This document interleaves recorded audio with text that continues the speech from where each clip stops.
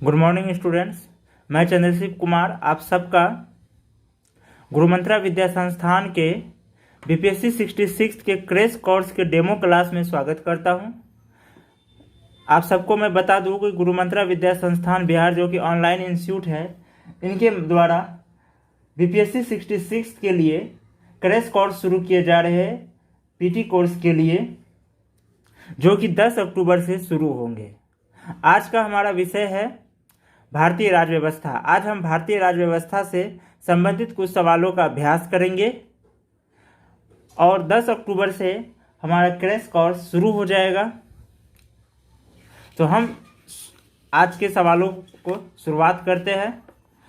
हमारा पहला सवाल है, नेहरू रिपोर्ट किसके द्वारा और कब दिया गया था? सवाल ध्यान से सुने। नेहरू रिपोर्ट किसके द्वारा और कब दिया गया था? इनके 5 विकल्प है। पहला है जवाहरलाल नेहरू, दूसरा है महात्मा गांधी, तीसरा मोतीलाल नेहरू, चौथा इंदिरा गांधी, पांचवा इनमें से कोई नहीं या एक से अधिक। इनका सही जवाब है मोतीलाल नेहरू 1928 ईस्वी। अधिकांश छात्र इस क्वेश्चन पे गलती कर बैठते हैं। नेहरू रिपोर्ट वो सुनकर वह इनका संबंध जवाहरलाल नेहरू से समझ बैठते हैं, लेकिन ऐसा नहीं है। नेहरू रिपोर्ट जवाहरलाल नेहरू नहीं बल्कि मोतीलाल नेहरू ने लाए थे 1928 ईस्वी में। इनके बारे में कहा भी जाता है कि नेहरू रिपोर्ट सीनियर नेहरू ने लाए थे, अर्थात जवाहरलाल नेहरू के जो पिता थे मोतीलाल नेहरू, उन्होंने 1928 ईस्वी में लाए थे। दरअसल कांग्रेस पार्टी ने सेक्रेटरी ऑफ स्टेट लॉर्ड वर्कनहेड की एक चुनौती को स्वीकार किया था। उनकी चुनौती थी कि भारत के हर दल या कोई भारतीय ऐसा संविधान बनाए जो कि हर दल को स्वीकार हो। तो इनकी कांग्रेस पार्टी ने इन चुनौती को स्वीकार किया और इसके लिए 28 फरवरी 1928 ईस्वी को, कब? तो 28 फरवरी 1928 ईस्वी, ध्यान रखिएगा, 28 फरवरी 1928 ईस्वी को। कहाँ? तो नई दिल्ली में। नई दिल्ली में एक सर्वदलीय बैठक बनाए। इसमें क्या किया गया? एक सर्वदलीय बैठक बुलाया गया और इसमें कहा गया कि एक जो है संविधान प्रारूप बनाने के लिए एक समिति बनाया जाए। संविधान का प्रारूप बनाने के लिए एक समिति बनाया जाए और इसके लिए 9 सदस्यों की समिति बनाए गए, जिनके अध्यक्ष थे पंडित मोतीलाल नेहरू। और इस समिति द्वारा जो प्रारूप दिया गया, जो संविधान का प्रारूप प्रस्तुत किया गया, उसी को नेहरू रिपोर्ट के नाम से जाना जाता है। हालांकि बाद में जब नेहरू रिपोर्ट बाद में लखनऊ के सर्वदलीय सम्मेलन में इसको स्वीकार किया गया, लेकिन फिर दिसंबर 1928 में कलकत्ता के सर्वदलीय सम्मेलन में, ये चीज़ को ध्यान रखें, सबसे पहला सम्मेलन कहाँ हुआ जहाँ की समिति बनाई गई? तो नई दिल्ली में। दूसरा सम्मेलन लखनऊ में, जहाँ की इसको स्वीकार किया गया, लखनऊ में इसे स्वीकार किया गया सभी दल के द्वारा। इसके बाद कलकत्ता, कब? ये भी 1928 ईस्वी में। सारा का सारा 1928 ईस्वी में हो रहा है। कलकत्ता में 1928 ईस्वी में क्या हुआ? इस पर जो होता है आपत्ति उठाई गई। ये आपत्ति किनके द्वारा उठाई गई? तो मोहम्मद अली जिन्ना के द्वारा उठाई गई, जो कि भारत विभाजन के बाद में एक कारक भी बने, सबसे बड़े कारक बने। इसमें इन्होंने सांप्रदायिक समझौता में सभी समुदायों के संयुक्त निर्वाचन समूह का प्रस्ताव था, इस पर उन्होंने आपत्ति उठाई थी। हमारा अब दूसरा सवाल है। दूसरा सवाल से पहले मैं आप सबको एक बात बता दूं कि बीपीएससी 66 का जो फॉर्म अब भरा जा रहा है, 28 सितंबर से 20 अक्टूबर तक इसका फॉर्म रखा गया है। फॉर्म जितना जल्दी हो आप लोग भर ले, क्योंकि सबको पता है कि बीपीएससी का सर्वर बाद में डाउन हो जाता है और गुरुमंत्रा विद्या संस्थान बिहार बीपीएससी 66 की तैयारी कराने के लिए पूरी तरह से तैयार हो चुकी है। हम पूरी कोशिश कर रहे हैं कि इस आप सबका अच्छे से अच्छे तैयारी कराया जाए। इनके लिए हमने व्हाट्सएप पीटी बैच भी बनाया हुआ है, जो कि 200 रुपये पर मंथ है। यहाँ पर हम अपने छात्रों को व्हाट्सएप के माध्यम से नोट्स और पीडीएफ इत्यादि उपलब्ध कराते हैं। साथ में प्रत्येक रविवार को टेस्ट लिया जाता है और जूम ऐप के माध्यम से लाइव डिस्कशन भी करते हैं शाम 8 बजे, ताकि छात्र को जो भी कन्फ्यूजन हो वो उस क्लास के दौरान, लाइव क्लास के दौरान अपनी कन्फ्यूजन को दूर कर सके। इनके अलावा गुरु मंत्रा विद्या संस्थान द्वारा क्रैश कोर्स भी शुरू किया जा रहा है, जो 10 अक्टूबर से शुरू होने वाली है। क्रैश कोर्स में 50 से 60 क्लास कराए जाएंगे। ये लाइव क्लास होंगे जो कि जूम ऐप और गूगल मीट जैसे ऐप के माध्यम से कराए जाएंगे, अर्थात आप क्लास के दौरान पूरे चर्चा कर सकते हैं, चर्चा में भाग ले सकते हैं। इनके अलावे गुरु मंत्रा विद्या संस्थान बिहार ने अपना गूगल ऐप भी लॉन्च किया है। हमारे गूगल ऐप का नाम है मिशन यूपीएससी एसपीएससी गुरु मंत्रा। आप मिशन यूपीएससी एसपीएससी भी सर्च करेंगे तो ये आपको दूसरे स्थान पे ही आने लगेंगे। और ध्यान रखें, मिशन यूपीएससी एसपीएससी के बगल में ब्रैकेट में गुरु मंत्रा लिखा हुआ है, क्योंकि मिशन यूपीएससी के नाम से हो सकते हैं और भी कई ऐप मिले। तो यहाँ पर आपको ये ध्यान रखना है कि गुरु मंत्रा, आपको ध्यान रखना है कि बगल में इनके ब्रैकेट में गुरु मंत्रा लिखा हुआ हो, वो ऐप इंस्टॉल कर ले। वहाँ आपको ब्लॉग्स मिलेंगे हमारे पढ़ने को, जो आपको सिविल सर्विस में बहुत मददगार रहेंगे, विशेषकर आपके आंसर राइटिंग के लिए वो सहायक होंगे। दूसरा, आप वहाँ से हमारे नोट्स भी पढ़ सकते हैं, जो कि बीपीएससी 66 के लिए बहुत ही महत्वपूर्ण है।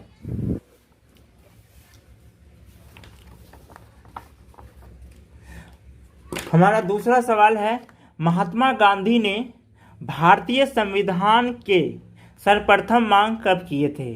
सवाल एक बार सुन ले ध्यान से, महात्मा गांधी से संबंधित है, तो ये सवाल अक्सर बीपीएससी में या किसी भी परीक्षा में आ जाते हैं। महात्मा गांधी ने भारतीय संविधान के सर्वप्रथम मांग कब किए थे?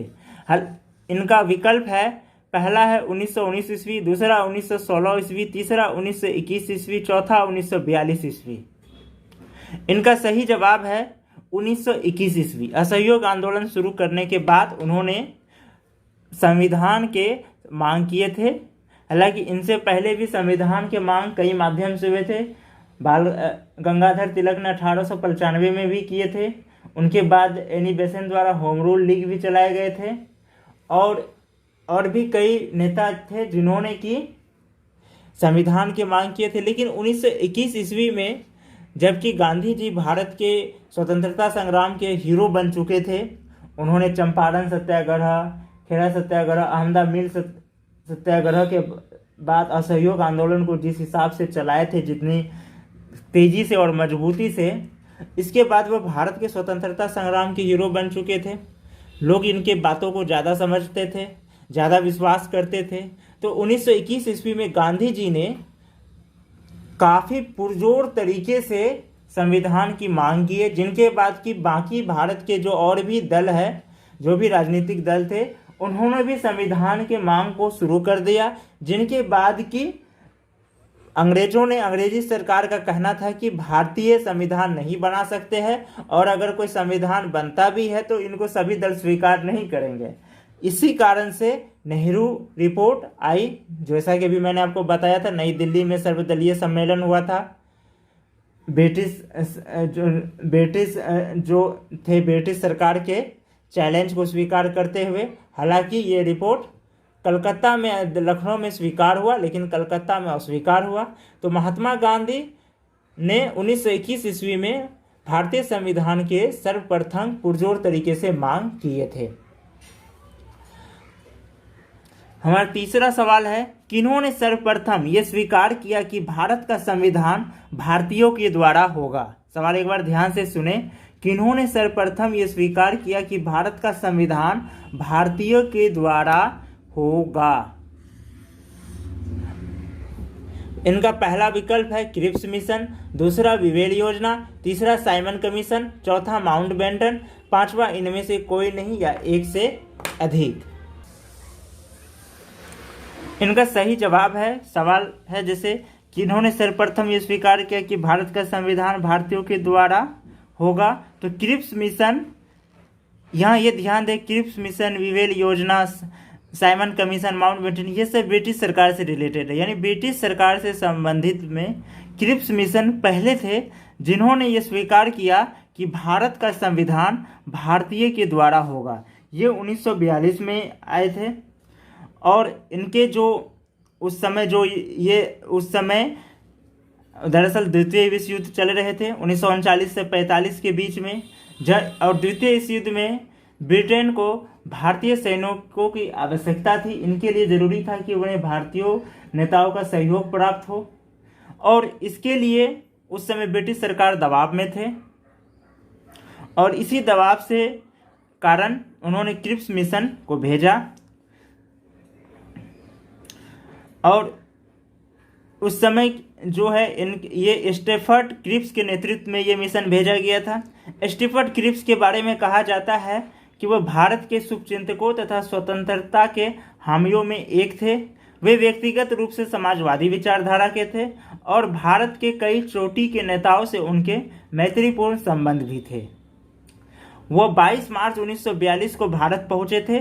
और 22 कब पहुंचे थे, इस चीज़ को ध्यान रखें, 22 मार्च 1942 को, 22 मार्च 1942 को ये भारत पहुंचे थे। और इन्होंने भारत पहुंचकर एक प्रस्ताव प्रस्तुत किया, जिनमें था कि युद्ध के बाद भारत को एक डोमिनियन स्टेट का दर्जा दिया जाएगा। कैसा दर्जा दिया जाएगा, इस चीज़ को ध्यान में रखें। युद्ध के बाद इनका था कि युद्ध के बाद भारत को एक डोमिनियन स्टेट का दर्जा दिया जाएगा। सबसे पहला था डोमिनियन स्टेट।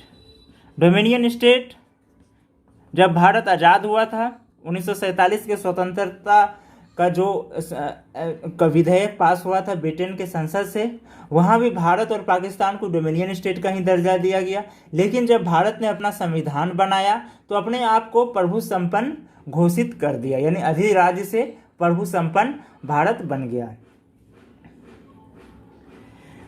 और क्रिप्स मिशन में था कि भारत जो कि एक डोमिनियन स्टेट होगा, लेकिन और ये किसी घरेलू या बाहरी सत्ता के अधीन नहीं होगा। वो चाहेगा तो ब्रिटिश राष्ट्रमंडल से संबंध विच्छेद कर सकता है। ब्रिटिश राष्ट्रमंडल यानी वो सारे उपनिवेश देश जो कि ब्रिटेन के द्वारा बनाए गए थे, और जब ब्रिटेन ने बहुत सारे अपने उपनिवेश को जब उन्होंने स्वतंत्र किया तो उनका एक राष्ट्रमंडल बनाया, उनका एक समूह बनाया, जिन्हें राष्ट्रमंडल समूह कहा जाता है। भारत अभी भी इनका सदस्य है। तो यहाँ पर क्रिप्स मिशन ने कहा कि आप रहेंगे, लेकिन जब भी आपको मर्जी होगी आप राष्ट्रमंडल से समूह से निकल सकते हैं। क्रिप्स मिशन ने संविधान निर्माता ये भी कहा कि युद्ध के बाद एक संविधान निर्मात्री परिषद भी बनेगी, जिन्हें संविधान सभा भी कह सकते हैं। संविधान निर्मात्री परिषद की बात कहा इन्होंने। ऐसे भी क्वेश्चन आ सकते हैं, हो सकता है आपको सवाल में ये भी पूछ दे क्रिप्स मिशन दे करके इनमें से कौन सा बात क्रिप्स मिशन के प्रस्ताव को लेकर के सत्य है या असत्य है, तो ये भी समझना आवश्यक है। और इन्होंने कहा कि ये जो संविधान निर्मात्री परिषद होगा इसमें ब्रिटिश भारत का भी होगा। इसमें कौन कौन होंगे, तो ब्रिटिश भारत, जो देसी रजवाड़े हैं वो भी होंगे, उनके भी प्रतिनिधि होंगे, और साथ में प्रांतीय विधायकों द्वारा भी कुछ प्रतिनिधि और कुछ को शासकों के द्वारा मनोनीत भी होंगे। प्रांतीय विधायिकाओं द्वारा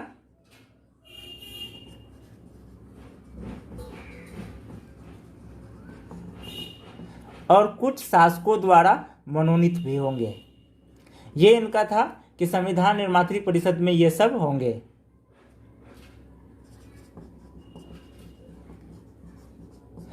तो ये बातें समझ ले कि क्रिप्स मिशन पहले थे जिन्होंने कि ब्रिटेन की ओर से, इस चीज़ को ध्यान रखिए, ब्रिटेन की ओर से क्रिप्स मिशन पहले थे जिन्होंने कि ये स्वीकार किया कि भारत का संविधान भारतीय के द्वारा होगा।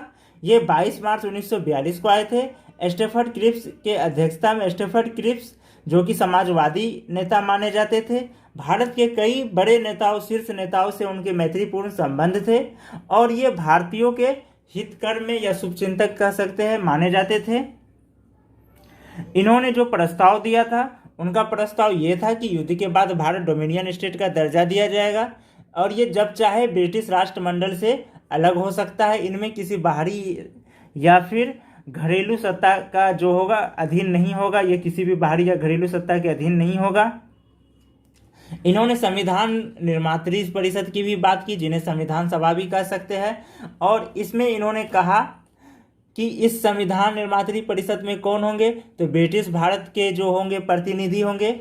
जो ब्रिटिश भारत से मतलब है वो भारत का वो हिस्सा जो ब्रिटिश साम्राज्य के अधीन था, यानी कि ब्रिटिश वो प्रांत जो कि सीधे तौर पे ब्रिटिश साम्राज्य के अधीन था। और दूसरा देसी रजवाड़े, तीसरा जो प्रांतीय विधायिका है उनके भी प्रतिनिधि आएंगे, चौथा कुछ शासकों द्वारा मनोनीत भी होंगे। ब्रिटेन का भारत में दो प्रकार का शासन चलता था, सबको पता है। एक वो जगह जहाँ की उनका सीधे तौर पे शासन था, जिनको कि वो प्रांत के रूप में बांटा हुआ था। और दूसरा जो वो राज्य वो रजवाड़े जहाँ कि उनका संबंध बना हुआ था, जैसे वो रजवाड़ा ब्रिटिश सरकार से एक संबंध बना हुआ था कि हम आपको लगान देंगे, कर देंगे, आप हमें सुरक्षा दीजिए, हम आपके अधीन रहेंगे, हम आपके विरोध में नहीं जाएंगे। कुल मिलाकर के कह सकते हैं कि शासन उनका चल रहा था, लेकिन वो ब्रिटिश सरकार के अधीन चल रहा था। तीसरा जो क्रिप्स मिशन में बात की गई थी वो थी कि ब्रिटिश भारत का कोई भी प्रांत यदि नए संविधान को स्वीकार करना ना चाहे तो उसे वर्तमान संवैधानिक स्थिति बनाए रखने का अधिकार होगा। यानी जो 1935 का जो भारत अधिनियम चल रहा था वो आप बनाए रख सकते हैं, लेकिन नए संविधान को स्वीकार ना करने वाले प्रांतों को सम्राट की सरकार अलग से एक नया संविधान देने को तैयार थी। यानी कि आप अलग से भी एक संविधान उनको दिया जा सकता है अगर आप नए संविधान को नहीं स्वीकार कर रहे तो।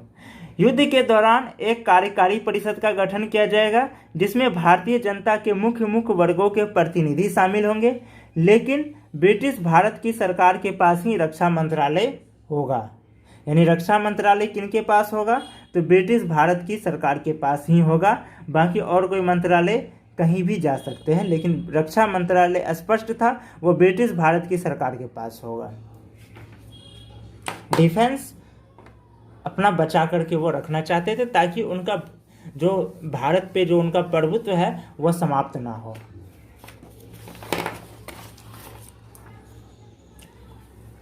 अब चौथा सवाल है, इनमें से कौन सा कथन असत्य है। यहाँ पर विकल्पों पर ध्यान देने की जरूरत है क्योंकि सवाल है इनमें से कौन सा कथन असत्य है। पहला विकल्प है संविधान सभा का गठन कैबिनेट मिशन योजना के आधार पर हुआ। पहला विकल्प संविधान सभा का गठन कैबिनेट मिशन योजना के आधार पर हुआ। दूसरा विकल्प संविधान सभा के सदस्य के लिए प्रति 10 लाख जनसंख्या पर एक सदस्य चुने जाने की व्यवस्था की गई। अब चलते हम लोग अपने तीसरे विकल्प में। तीसरा विकल्प है संविधान सभा की पहली बैठक 9 दिसंबर 1946 ईस्वी को हुई, जहां अस्थायी अध्यक्ष डॉक्टर सच्चिदानंद सिन्हा थे। चौथा विकल्प है 11 दिसंबर 1946 ईस्वी को डॉक्टर राजेंद्र प्रसाद संविधान सभा के अस्थायी अध्यक्ष बने। पांचवा विकल्प है इनमें से कोई नहीं है या एक से अधिक। हम लोग सारे विकल्प पर चर्चा करते हैं शुरू से। सबसे पहला संविधान सभा का गठन कैबिनेट मिशन योजना के आधार पर हुआ, ये बिल्कुल सही बात है। कैबिनेट मिशन जो है कैबिनेट मिशन का के ही आधार पर संविधान सभा का जो होता है उसका गठन हुआ, जो कि 1946 में कैबिनेट मिशन का योजना आई थी। ये यानी कि सही है, इसको सही टिक लगा देते हैं। दूसरा, संविधान सभा के सदस्य के लिए प्रति 10 लाख जनसंख्या पर एक सदस्य चुनने की व्यवस्था की गई। दूसरा विकल्प फिर से एक बार ध्यान से सुने, संविधान सभा के सदस्य के लिए प्रति 10 लाख जनसंख्या पर एक सदस्य चुने जाने की व्यवस्था की गई। यह विकल्प भी सही है, यानी कि यह भी सही हो गया। अब आते हैं तीसरे विकल्प पर। तीसरा विकल्प है संविधान सभा की पहली बैठक 9 दिसंबर 1946 ईस्वी को हुई। यहाँ तक सही है कि पहली बैठक 9 दिसंबर 1946 को हुई, जहां अस्थायी अध्यक्ष डॉक्टर सच्चिदानंद सिन्हा थे। ये भी विकल्प सही है, यानी तीसरा सही। अब चौथा आते हैं। चौथा है 11 दिसंबर 1946 ईस्वी को डॉक्टर राजेंद्र प्रसाद संविधान सभा के अस्थायी अध्यक्ष बने। ये भी बिल्कुल सही है, यानी चारों ही विकल्प सही है। तो अर्थात इनमें उत्तर होगा एक से अधिक, यानी पांचवा विकल्प। इनका सही जवाब है पांचवा विकल्प, एक से अधिक, यानी चारों के चारों विकल्प यहाँ सही है। अब हमारा अगला सवाल है, संविधान सभा में उद्देश्य प्रस्ताव दूसरी बार कब लाया गया था? सवाल ध्यान से सुने, संविधान सभा में उद्देश्य प्रस्ताव दूसरी बार कब लाया गया था? पहला विकल्प 13 दिसंबर 1946 जवाहरलाल नेहरू के द्वारा। दूसरा विकल्प 9 दिसंबर 1946 डॉक्टर सच्चिदानंद सिन्हा के द्वारा। तीसरा विकल्प 11 दिसंबर 1946 डॉक्टर राजेंद्र प्रसाद के द्वारा। चौथा विकल्प 9 दिसंबर 1946 माउंटबेटन के द्वारा। सवाल एक बार आप लोग फिर से सुन ले, पांचवा विकल्प सबको पता है, इनमें से कोई नहीं या एक से अधिक। तो सवाल एक बार आप लोग फिर से सुन ले, संविधान सभा में उद्देश्य प्रस्ताव दूसरी बार कब लाया गया था? अब आते हैं विकल्पों पर। हम चौथे विकल्प से यहाँ शुरुआत करते हैं। 9 दिसंबर 1946 माउंटबेटन। संविधान सभा में किसी ब्रिटिश का कोई काम नहीं था, ये तो अपने आप हट गया, सारे सदस्य भारतीय। दूसरा, अब तीसरा पे आते 11 दिसंबर 1946 डॉक्टर राजेंद्र प्रसाद। ये इस तिथि को क्या हुए थे? डॉक्टर राजेंद्र प्रसाद संविधान सभा के अस्थायी अध्यक्ष बने थे। जैसे कि पिछले सवाल में भी हम लोगों ने इस बात का अभ्यास किया कि 11 दिसंबर 1946 को अस्थायी अध्यक्ष बने डॉक्टर राजेंद्र प्रसाद। कहाँ के? तो संविधान सभा के, यानी कि ये विकल्प भी इससे नहीं आता है। अब आते हैं दूसरे विकल्प में। दूसरा विकल्प है 9 दिसंबर 1946 डॉक्टर सच्चिदानंद सिन्हा। 9 दिसंबर 1946 ईस्वी को डॉक्टर सच्चिदानंद सिन्हा, जैसा अभी थोड़ी देर पहले ही बताया, कि अस्थायी अध्यक्ष बने थे, अस्थायी नहीं अस्थायी अध्यक्ष बने थे, जिस दिन की संविधान सभा की पहली बैठक हुई थी। ये विकल्प भी नहीं रहा। अब आते हैं पहला विकल्प 13 दिसंबर 1946 जवाहरलाल नेहरू। इस दिन संविधान सभा में जवाहरलाल नेहरू ने उद्देश्य प्रस्ताव लाए थे, जो कि बाद में प्रस्तावना बने संविधान का, जो अभी भी हम लोग प्रस्तावना के रूप में पढ़ते हैं। लेकिन हालांकि प्रस्तावना थोड़ा अलग है, लेकिन उद्देश्य प्रस्ताव से ही प्रेरित है। लेकिन सवाल पे अब एक बार आते हैं। सवाल क्या है? दूसरी बार कब लाया था? यहां पर ध्यान दे, सवाल है दूसरी बार कब लाया था। और 13 दिसंबर 1946 को तो पहली बार लाया था और उद्देश्य प्रस्ताव एक ही बार लाया गया है। तो इनका जो सही जवाब होगा इनमें से कोई नहीं। 13 दिसंबर 1946 को माफ कीजिए पंडित जवाहरलाल नेहरू ने उद्देश्य प्रस्ताव लाया है, लेकिन वह पहली बार लाया है। और सवाल है यहाँ दूसरी बार कब लाया था। तो यहाँ पर क्या हो गया? जो विकल्प होगा इनमें से कोई नहीं होगा।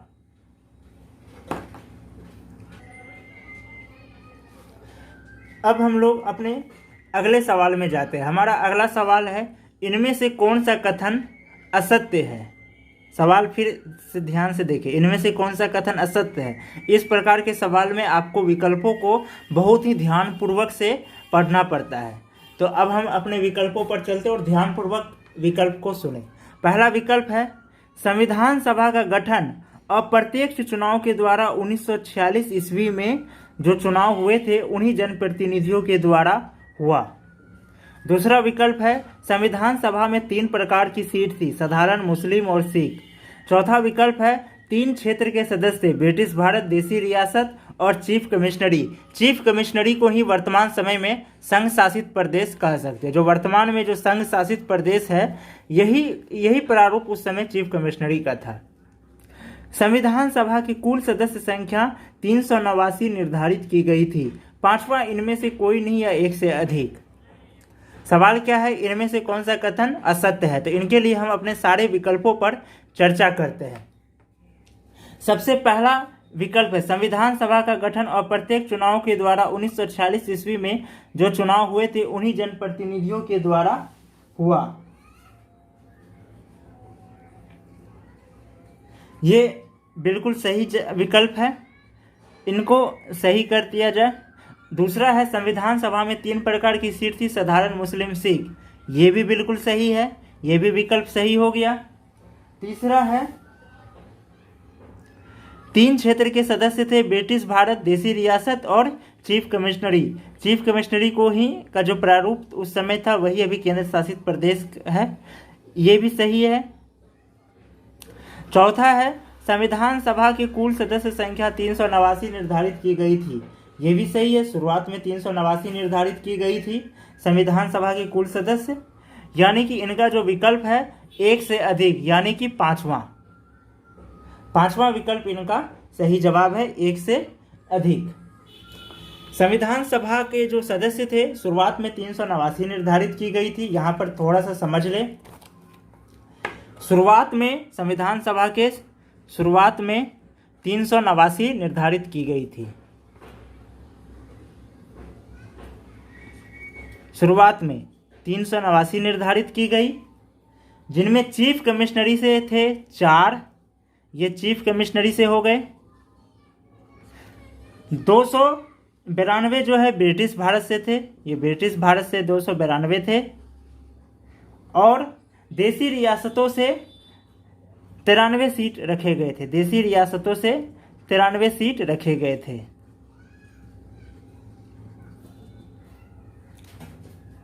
प्रत्येक 10 लाख की जनसंख्या पर एक सदस्य चुने जाने का व्यवस्था किया गया था। 3 भागों में बांटा गया था। सामान्य, जिसमें कि सभी वर्ग के आते, मुस्लिम जहां से मुस्लिम वर्ग से आते, सिख जहां की सिख वर्ग से आते, ये पंजाब के लिए किया गया था। इसके लिए जो 1946 में चुनाव संपन्न हुए थे, इसमें कांग्रेस ने 208 सीट तथा मुस्लिम लीग ने 73 सीट और अन्य ने 15 सीट जीते थे। तो ये मुस्लिम लीग जो 73 सीट जीते, कांग्रेस जैसे कितने थे 208 और मुस्लिम लीग 73। तो ये चुनाव के बाद ही मुस्लिम लीग का पाकिस्तान का जो मांग है वो और पुरजोर हो गया। 4 चीफ कमिश्नरी क्षेत्र थे। ये 4 चीफ कमिश्नरी क्षेत्र थे। जो चीफ कमिश्नरी क्षेत्र है ये थे, पहला दिल्ली, दूसरा कुर्ग जिसको कि कर्नाटक कहा जाता है आज की तारीख में, तीसरा अजमेर, मेरवाड़ा, और जो चौथा थे वो थे ब्रिटिश बलूचिस्तान, जो कि अभी वर्तमान में पाकिस्तान में आते हैं। ब्रिटिश बलूचिस्तान अभी ये पाकिस्तान के अंदर है। ये 4 चीफ कमिश्नरी थे। पहला जो है इनका पहली बैठक में 207 सदस्यों ने भाग लिया था। पहली बैठक में 207 सदस्य आए थे पहली बैठक में। इनसे रिलेटेड क्वेश्चन काफ़ी आ जाते, तो अच्छे से समझ ले। ये 207 लिए थे। जब 15 अगस्त 1947 को भारत विभाजन हुआ, तो इसके बाद इनका क्या हुआ, इनका सीट 389 से 15 अगस्त 1947, ध्यान दे, 15 अगस्त 1947 भारत विभाजन के बाद इनका सीट 389 से हो गया 324, यानी पाकिस्तान, बाकी के सीट पाकिस्तान वाले हिस्से में चले गए। ये 324 हुए।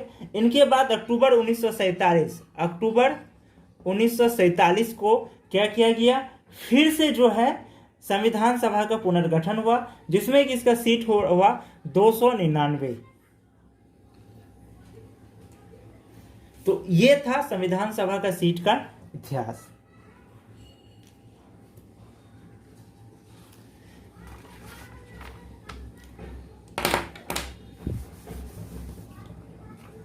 अब हम अपने अगले सवाल में जाते हैं। हमारा अगला सवाल है, संविधान सभा की पहली बैठक में कितनी महिला सदस्यों ने भाग लिया था। सवाल को ध्यान से सुने। संविधान सभा की पहली बैठक में कितनी महिला सदस्यों ने भाग लिया था। यहाँ पर मैं आप सबसे माफ़ी चाहता हूँ कि सवाल में यहाँ पर सवाल ये होना था कि संविधान सभा में कुल कितनी महिला सदस्य थे, लेकिन सवाल में थोड़ी मिस्टेक हो गई, इसके लिए मैं क्षमा चाहता हूँ। यहाँ सवाल है, संविधान सभा में कुल कितनी महिला सदस्यों ने भाग लिया था। संविधान सभा में कुल कितनी महिला सदस्यों ने भाग लिया था। विकल्प है 10, 22, 15, 8, इनमें से कोई नहीं या एक से अधिक।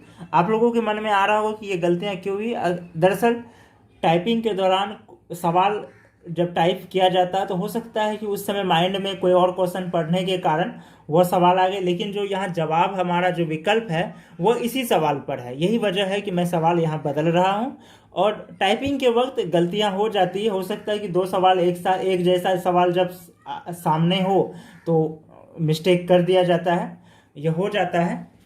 तो लेकिन जो विकल्प है इसी सवाल का है कि संविधान सभा में कुल कितनी महिला सदस्य थे।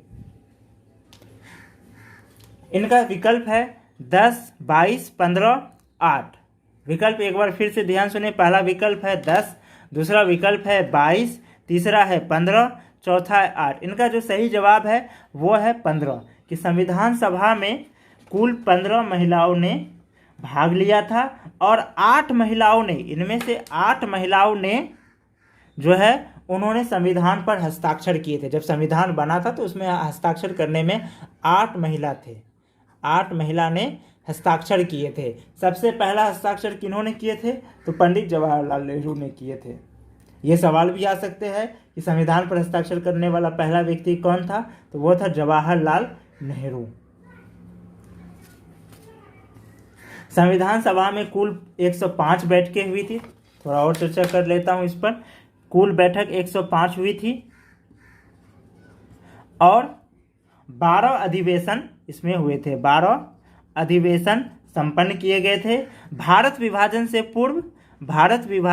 पूर्व 4 अधिवेशन संपन्न किए गए थे। इस चीज को ध्यान रखें, भारत विभाजन से पूर्व 4 अधिवेशन और कुल 12 अधिवेशन हुए थे। 7वें अधिवेशन में महात्मा गांधी को श्रद्धांजलि अर्पित की गई थी। ये भी सवाल आ सकते हैं कि किस अधिवेशन में, संविधान सभा के किस अधिवेशन में महात्मा गांधी को श्रद्धांजलि अर्पित की गई? तो 7वें अधिवेशन में महात्मा गांधी को श्रद्धांजलि अर्पित की गई थी।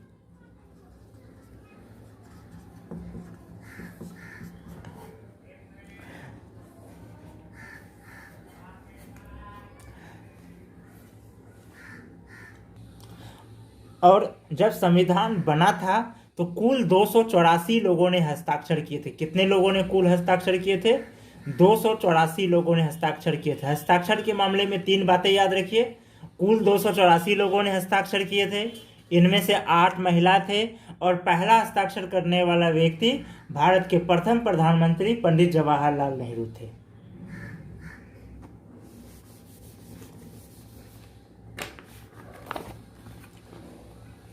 हमारा अगला सवाल है, आज़ादी के समय, या इसको आप ऐसे भी कह सकते हैं कि आज़ादी के बाद जो संविधान बना, पहली अनुसूची में भारत के राज्य क्षेत्रों को कितने वर्गों में रखा गया? सवाल ध्यान से सुने। आज़ादी के समय से तात्पर्य है स्वतंत्रता के पश्चात पहली अनुसूची में भारत के राज्य क्षेत्र को कितने वर्गों में रखा गया?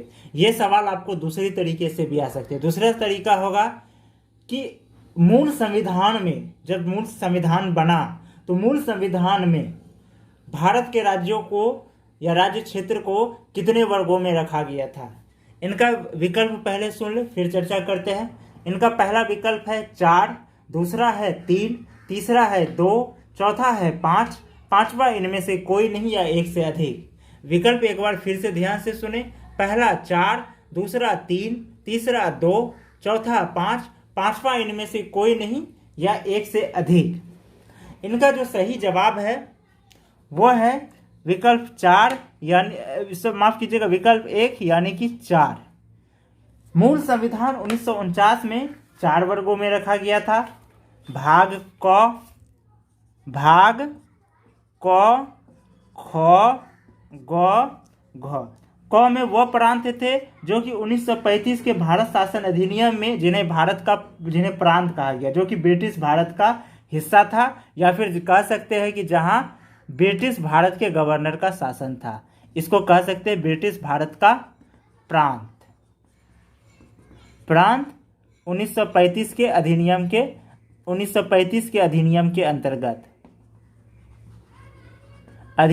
अंतर्गत। दूसरा में आते थे बड़े आकार के देसी रियासत। इसमें बड़े आकार के देसी रियासत, यहां कौन थे? तो यहां पर जैसे कि हैदराबाद, मैसूर, ये सब थे ख में। ग में कौन थे? तो यहां पर थे ब्रिटिश भारत के मुख्य आयुक्त के शासन, जिसको कि चीफ कमिश्नरी भी कह सकते हैं, और छोटी रियासतें, इसमें चीफ कमिश्नरी यानी कि ब्रिटिश भारत के मुख्य आयुक्त के शासन, चीफ कमिश्नरी जिसे आज के डेट में संघ शासित प्रदेश कहते हैं, और इसके साथ छोटी छोटी रियासतें ये थे, जैसे कि अजमेर, भोपाल, बिलासपुर छोटी रियासतों में आएंगे। अजमेर, भोपाल, बिलासपुर, ये सब छोटी छोटी रियासतें थे। चौथा जो है ये था अंडमान निकोबार द्वीप समूह। यहाँ ध्यान रखें, अंडमान निकोबार द्वीप समूह उस समय इन्हें अलग रखा गया था, आज ये केंद्र शासित प्रदेश है अंडमान निकोबार द्वीप समूह।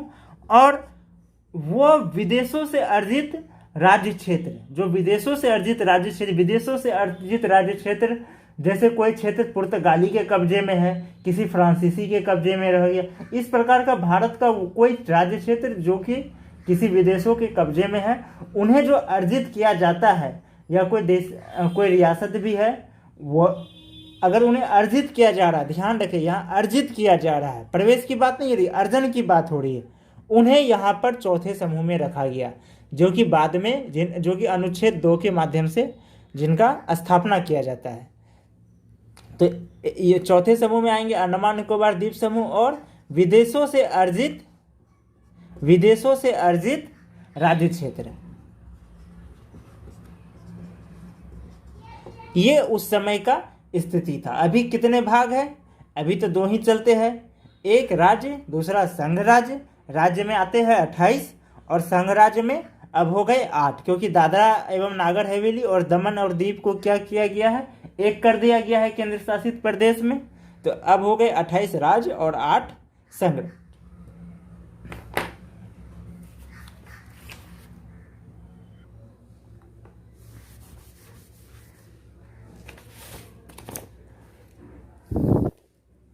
हमारा अगला सवाल है, एसके धर कमेटी का गठन हुआ। सवाल है, एसके धर कमेटी का गठन हुआ। पहला विकल्प है जून 1947, दूसरा विकल्प है दिसंबर 1946, तीसरा विकल्प है नवंबर 1949, चौथा विकल्प है जनवरी 1950, पांचवा विकल्प है इनमें से कोई नहीं या एक से अधिक। सवाल एक बार फिर से सुने, एसके धर कमेटी का गठन हुआ पहला विकल्प जून 1947, दूसरा दिसंबर 1946, तीसरा नवंबर 1949, चौथा जनवरी 1950, पांचवा इनमें से कोई नहीं या एक से अधिक। इसका सही जवाब है जून 1947। जून 1947 में एसके धर कमेटी का गठन हुआ।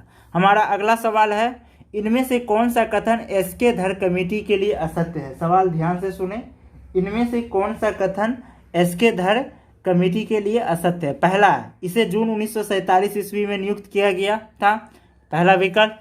दूसरा विकल्प, इसने राज्य के पुनर्गठन के लिए प्रशासनिक कुशलता को आधार माना। तीसरा, इन्होंने भाषा के आधार पर भी राज्यों को पुनर्गठन करने की सलाह दी।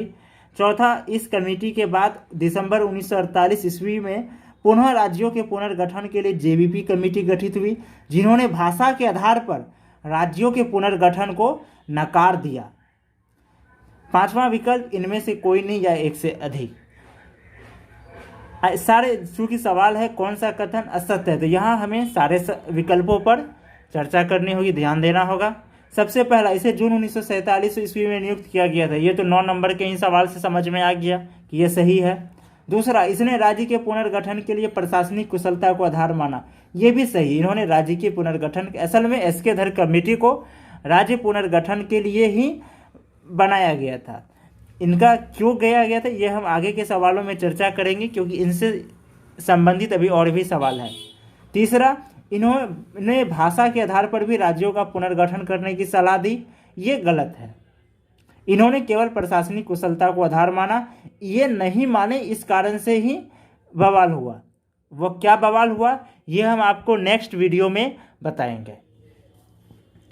चौथा है, इस कमेटी के बाद दिसंबर 1948 ईस्वी में पुनः राज्यों के पुनर्गठन के लिए जेबीपी कमेटी गठित हुई, जिन्होंने भाषा के आधार पर राज्यों को पुनर्गठन को नकार दिया, ये भी सही है। जेबीपी कमेटी जो कि 1948 में बनी थी, जेबीपी से मतलब है जे से जवाहरलाल नेहरू, बी से वल्लभ भाई पटेल, पी से पट्टाभी सितारमैया। यह ध्यान रखिएगा, जे से जवाहरलाल नेहरू, बी से वल्लभ भाई पटेल और पी से पट्टाभी सितारमैया।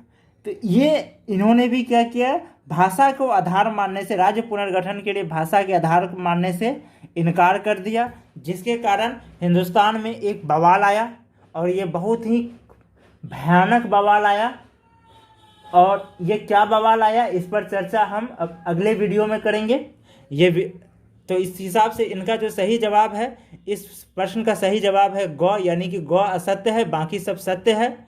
जेबीपी कमेटी का मतलब हुआ कि जे से जवाहरलाल नेहरू, बी से वल्लभ भाई पटेल, पी से पट्टाभी सितारमैया। ये कमेटी तब बनी जबकि जून 1947 में एसके धर कमेटी ने, जो ये एसके धर कमेटी है, इन्होंने क्या किया, राज्य के गठन के लिए भाषा को आधार मानने से इनकार कर दिया। जब भाषा को आधार मानने से इनकार किया गया तो फिर जेबीपी कमेटी बनी और इन्होंने भी क्या किया, भाषा के आधार को मानने से इनकार कर दिया। ये जो इनकार किया, इसके बाद क्या हुआ, एक बवाल मचा हिंदुस्तान में। वो क्या बवाल मचा, वो हम आपको अपने अगले वीडियो में बता रहे हैं। अगले वीडियो में इससे आगे के सवालों का जवाब करेंगे, क्योंकि वीडियो काफ़ी लंबा हो जाएगा तो फिर प्रॉब्लम होगी कुछ लोगों को, हो सकता है डाउनलोड करने में या फिर उन्हें अपलोड करने में। इस वजह से आगे के सवालों का जवाब के लिए आगे का वीडियो बना रहा हूं। आप लोगों को मैं फिर से बता रहा हूं कि बीपीएससी 66 के लिए ध्यान दें, बीपीएससी 66 पीटी के लिए क्रैश कोर्स शुरू किया जा रहा है।